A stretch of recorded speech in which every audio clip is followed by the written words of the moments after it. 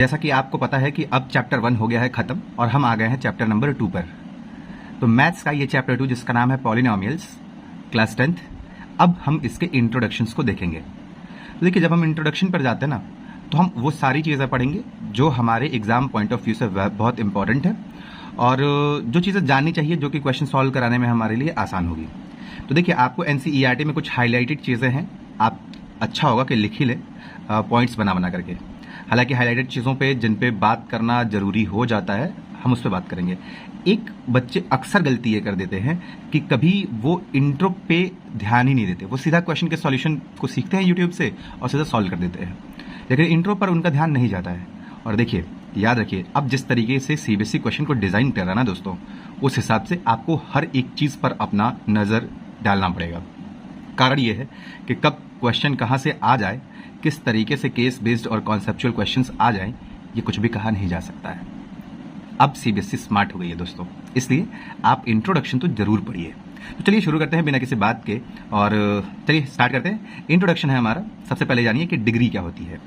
तो डिग्री हम उसको कहेंगे जब किसी भी इक्वेशन में जो सबसे बड़ा पावर होगा वही कहलाता है डिग्री उस इक्वेशन का। ठीक, एग्जाम्पल के तौर पे जैसे यहाँ पे देखिए, एक एग्जाम्पल है 4x + 2। अब 4x पे कितना पावर है? जाहिर सी बात है कि 4 पर भी पावर 1 है और x पर भी पावर 1 है, तो यहाँ पर पावर 1 हो गया। 2 पर भी पावर कुछ नहीं है तो 1 ही है। इसका मतलब इस पूरे इक्वेशन में हाईएस्ट पावर कितना है? 1। इसलिए इस पूरे इक्वेशन की डिग्री कितनी हो जाएगी? 1 हो जाएगी। ठीक है, उम्मीद है आपको दिख रहा होगा यहाँ पे डिग्री 1। फिर क्या कहा जा रहा है? अब इस इक्वेशन में देखिए, यहाँ पर आपको हाईएस्ट पावर कितना दिख रहा होगा? 2। यहाँ पर पावर कितना है? कुछ नहीं है तो 1 है, और यहाँ पर पावर कितना दिख रहा होगा? कुछ नहीं है तो 1 है। 1 1 और 2। अब हाईएस्ट कितना हुआ? 2। जब भी हाईएस्ट पावर यहाँ पे 2 है तो डिग्री भी 2 हो जाएगी। तो देखिए, इसकी डिग्री आगे दिया गया है डिग्री 2। ठीक है, अब इसमें देखिए, यहां पर पावर 3 है, यहां पर पावर 2 है, यहां पर कुछ नहीं है तो पावर 1 है, और यहां पर अगर देखिए तो अंडर रूट का मतलब होता है कि पावर 1/2। ठीक, इट मीन्स कि इस पे सबसे ज्यादा पावर क्या है? 3 है, इसलिए इस इक्वेशन की डिग्री 3 हो जाएगी। ठीक, अब हालांकि इसको हाईलाइट नहीं किया गया क्योंकि मेरा मानना था कि आप यहां तक समझ जाएंगे तो पूरा हाईलाइट करने का कुछ तुक बनता नहीं है, इसलिए मैं आपको समझा तो दे रहा हूं, लेकिन यहां तक उम्मीद है कि आप समझ गए होंगे। यहां पर हाईएस्ट पावर 6 है, यहां पर 4 है, फिर 2 है, फिर 1, और यहां पर कुछ नहीं है तो 1। इसका मतलब सबसे ज्यादा पावर क्या था? 6 था, तो हाईएस्ट पावर 6। इसका मतलब इस इक्वेशन की डिग्री भी 6। अब उम्मीद है आप समझ गए होंगे। हम अब बढ़ते हैं आगे। फिर यह कहा जा रहा है कि वो पॉलिनोमियल जिसकी डिग्री 1 हो, डिग्री मतलब हाईएस्ट पावर, वो पॉलिनोमियल जिसकी डिग्री 1 हो, 1 हो, उसको हम लोग लीनियर पॉलिनोमियल के नाम से जानते हैं।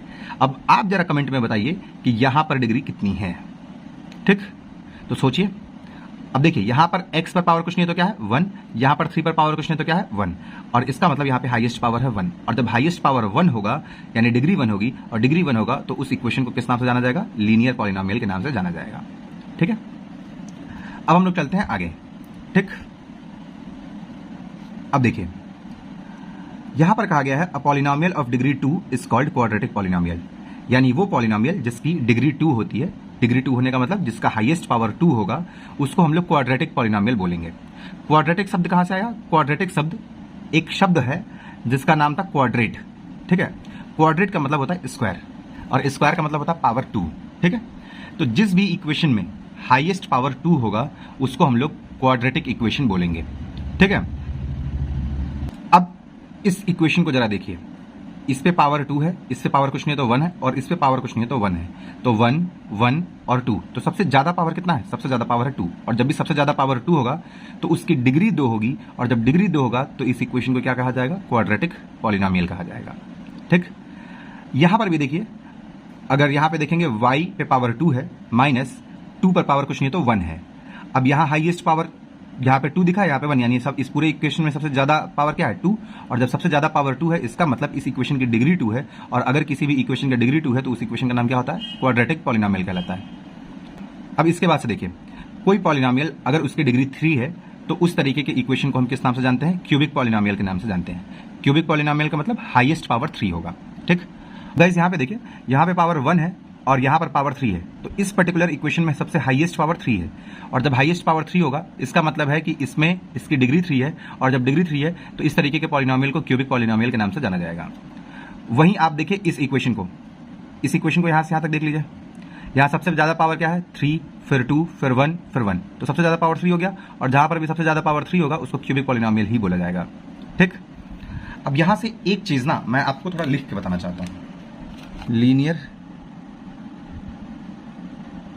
इक्वेशन है तो इसमें जो डिग्री होगी, डिग्री वो 1 होगी, डिग्री 1 होगी, है ना।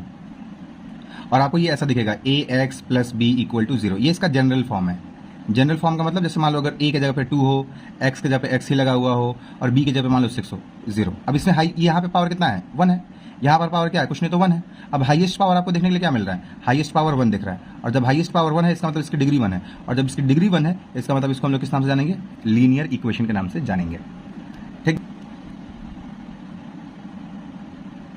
क्वाड्रेटिक इक्वेशन की बात करें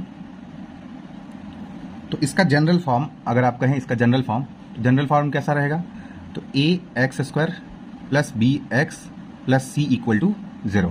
ठीक है, अब ये हो गया जनरल फॉर्म। अब हम लिखते हैं ए के जगह पर मान लीजिए कोई भी नंबर आप लिख लीजिए, फिर बी के जगह पर आप कोई भी नंबर लिख लीजिए, सी की जगह पर आप कोई भी नंबर लिख लीजिए, 0 हो गया। ठीक, अब यहां पर देखिए, यहां पर पावर क्या दिख रहा है आपको 2, यहां पर कुछ नहीं तो पावर क्या है 1, यहां कुछ नहीं तो पावर क्या है 1। सबसे ज्यादा पावर क्या है, हाईएस्ट पावर है 2, और जब हाईएस्ट पावर 2 है इसका मतलब इसकी डिग्री कितनी है, इसकी डिग्री है 2, और अगर इसकी डिग्री 2 है तो ये कौन सा इक्वेशन कहलाएगा, तो ये इक्वेशन कहलाएगा क्वाड्रेटिक इक्वेशन। ठीक बात है, चलिए क्वाड्रेटिक इक्वेशन हो गया। इसके आगे बढ़ते हैं, अब आ जाते हैं क्यूबिक इक्वेशन पर। ठीक है, अब क्यूबिक इक्वेशन की बात करें तो जैसे a x cube plus b x square plus c x plus d equal to 0, ये इसका बेसिक फॉर्म होता है। अब बेसिक फॉर्म में एक एग्जांपल लिखिए, 6x का क्यूब मान लीजिए, फिर प्लस 3x का स्क्वायर मान लीजिए, सी की जगह पर कुछ और लिख लीजिए, और डी की जगह पर कुछ भी लिखिए, कोई दिक्कत नहीं है। ठीक, यहाँ पर सबसे ज्यादा पावर क्या है 3, यहाँ पर सबसे ज्यादा पावर क्या है 2, यहाँ पर फिर 1 है, और यहाँ पर क्या है 1 है। पूरे इक्वेशन का सबसे ज्यादा पावर कितना है 3 है। इसका मतलब इस इक्वेशन की डिग्री कितनी है, इस इक्वेशन की डिग्री है 3, और जब 3 है तो ऐसे इक्वेशन को किस नाम से जाना जाता है, क्यूबिक इक्वेशन के नाम से जाना जाता है। ठीक है, तो जनरल फॉर्म आपको याद रखना होगा, याद रखिएगा जनरल फॉर्म।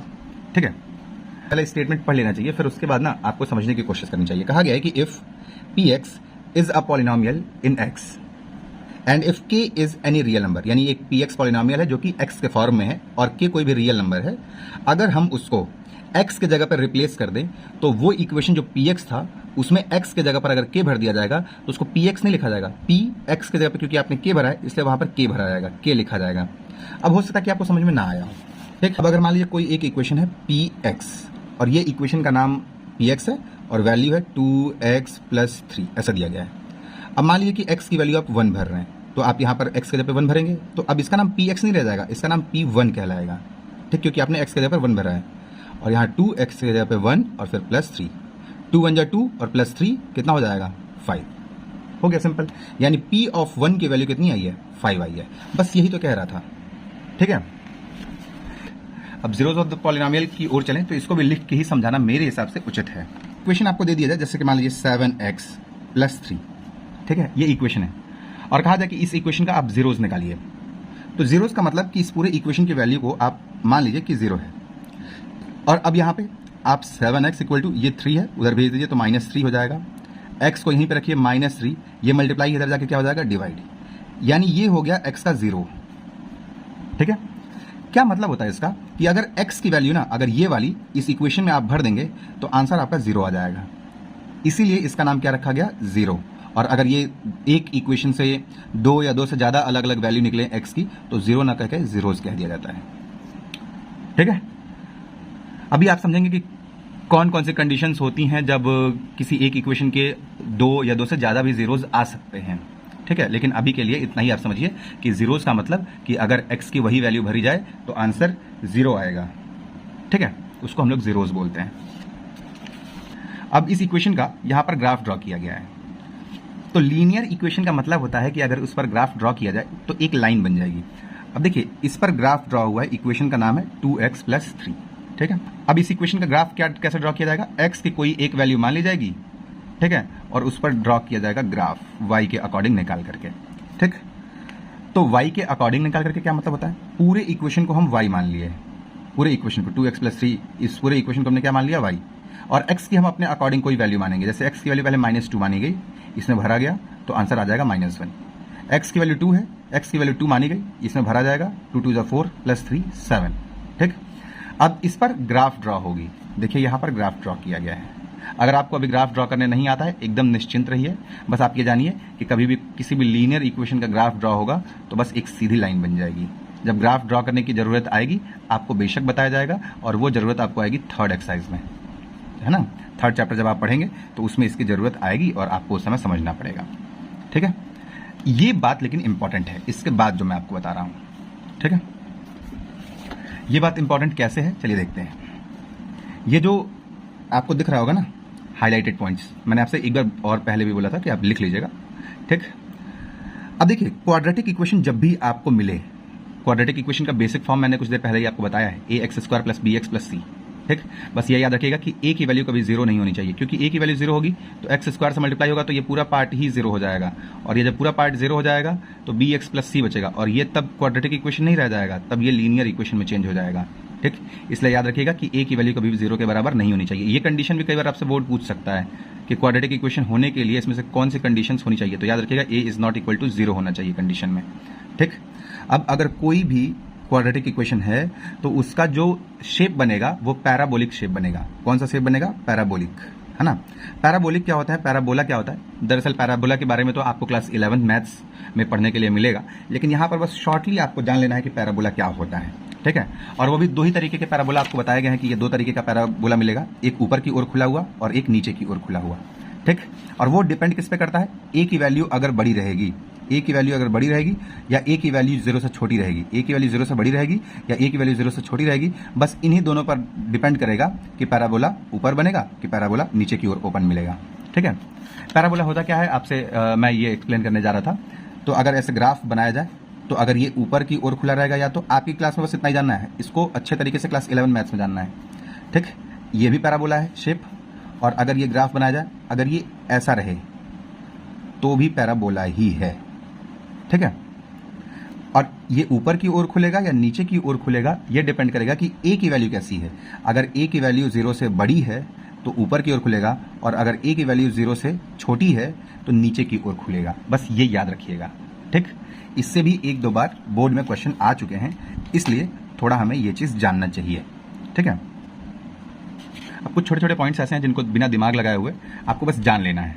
ठीक, अब देखिए अभी आपको बताया गया कि क्वाड्रेटिक इक्वेशन है, क्वाड्रेटिक इक्वेशन में हाईएस्ट पावर 2 होता है, और हाईएस्ट पावर 2 है तो हमसे ये पूछा जा सकता है ऐसे ग्राफ देकर के, जैसे आपको दिख रहा होगा स्क्रीन पे, ऐसे ग्राफ देकर के पूछा जा सकता है कि इसमें x के कितने जीरोज हैं। ठीक, तो आपको सिंपली बस ये देखना है कि x एक्सिस का मतलब ये हॉरिजॉन्टल लाइन कितनी बार कर्व के द्वारा काटा जा रहा है। कर्व क्या है? ये है x एक्सिस कर्व के द्वारा कितनी बार काटा जा रहा है। तो देखिए एक बार यहाँ काटा जा रहा है और एक बार यहाँ काटा जा रहा है, तो 1 और 1 2, यानी इसके कितने जीरोज हो गए?